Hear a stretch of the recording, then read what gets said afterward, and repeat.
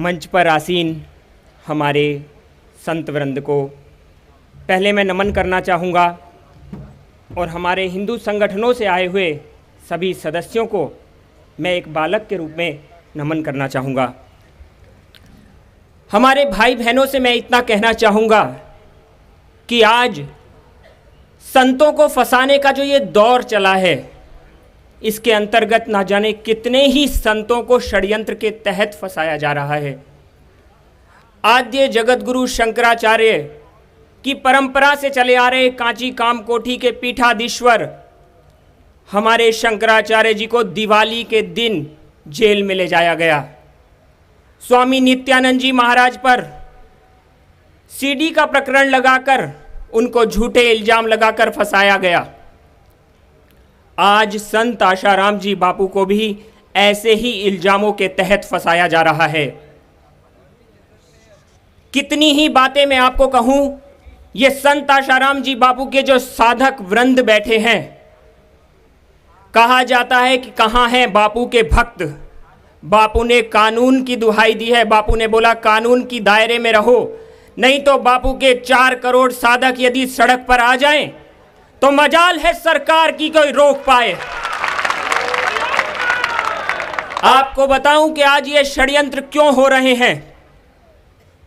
America की संसद में ओबामा दिवाली मनाता है, परंतु भारत के लोग दिवाली को बोलते हैं कि दिवाली पर पटाखे जलाकर प्रदूषण किया जाता है। विदेशों की संसद में दिवाली मनाई जाती है। ब्रिटेन में ओंकार थेरेपी पर रिसर्च की जा रही है। बिना दवाई बिना इंजेक्शन के लोगों को ठीक किया जाता है केवल ओंकार के जप से। आज यूरोप, अमेरिका, ब्रिटेन, बड़े बड़े देश भारतीय संस्कृति की ओर देख रहे हैं, भारतीय संतों की ओर देख रहे हैं। और भारत में ही भारतीय संस्कृति का अपमान क्यों?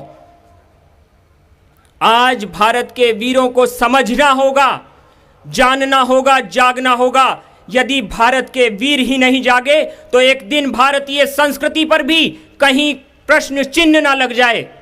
4 संस्कृतियां विश्व की प्राचीन रही हैं, यूनान, मिस्र और रोम की संस्कृति तथा भारत की संस्कृति। आज केवल भारत की संस्कृति ही है जो विश्व में चमक रही है। बाकी 3 संस्कृतियों को आज अजायब घरों में पहुंचा दिया गया है। आप कहेंगे कि बापूजी पर ही आरोप क्यों? इस बात का भी जवाब है। संत आशाराम जी बापू के द्वारा मातृ पितृ पूजन दिवस मनाया जाता है। संत आशाराम जी बापू के द्वारा लाखों करोड़ों साधकों को व्यसन मुक्त किया जाता है। संत आशाराम जी बापू के द्वारा न जाने कितनी ही एलोपैथिक दवाइयों से बचाकर लोगों को आयुर्वेदिक दवाइयों से सहज में इलाज करने की कला दे दी जाती है। न जाने करोड़ों करोड़ों रुपए जो भारत के विदेश में जा रहे थे आज बच गए हैं। आप खुद सोचिए कि कितना सशक्तिकरण भारत का किया है बापूजी ने। दूसरी ओर मैं एक बात और बताना चाहूंगा कि जब जब संस्कृति के लिए या संतों पर ऐसा कुठाराघात हुआ है तो संत आशाराम जी बापू ने सबसे पहले पहल की है। चाहे 2004 हो, करोड़ों साधकों से घिरे हुए वो संत सड़क पर आकर स्वामी शंकराचार्य जी के लिए धरना दिया है। एक निर्दोष संत को फंसाने के लिए अगर सबसे पहले पहल की तो संत आशाराम बापू ने की थी। आज ऐसे संत को फंसाया जा रहा है। मैंने और आपने कई बार सुना होगा कि विदेशों से बापूजी को कई बार आमंत्रण आया, 100 करोड़ रुपए तक देने के लिए वो तैयार थे, पर बापू ने मना कर दिया। बापू ने बोला मैं समृद्ध करूंगा, सशक्त करूंगा तो मेरे भारत को करूंगा, मेरे भारतवासियों को करूंगा। सोचो, बापूजी का मार्गदर्शन आज करोड़ों को उन्नति दे रहा है, करोड़ों को एक नई राह दे रहा है। यदि भारत में भारत के संत ही नहीं होंगे तो भारत का नाम ही नहीं होगा। इसलिए मेरे भाइयों, यदि आज हमें एक संकल्प लेना है, संत न होते जगत में तो जल मरता संसार, इसलिए अपने संकल्प को लीजिए। कहीं ऐसा ना हो कि हम रोते रह जाएं और संत ना रहे। भारतीय संस्कृति में जो ये सवाल आता है, यदा यदा ही धर्मस्य ग्लानिर्भवति भारत अभ्युत्थानम अधर्मस्य तदात्मानं सृजाम्यहम्, तो भगवान किस रूप में आते हैं? इनके रूप में आते हैं। आज अगर नहीं पहचाना तो कब पहचानोगे? मैं एक बात कहकर अपनी बात को विराम दूंगा कि सुन रहा हूं अट्टहास किसी के चीर हरण पर, सुन रहा हूं आज मैं भारत का नागरिक भी हूं और संत आशाराम जी बापू का शिष्य भी हूं।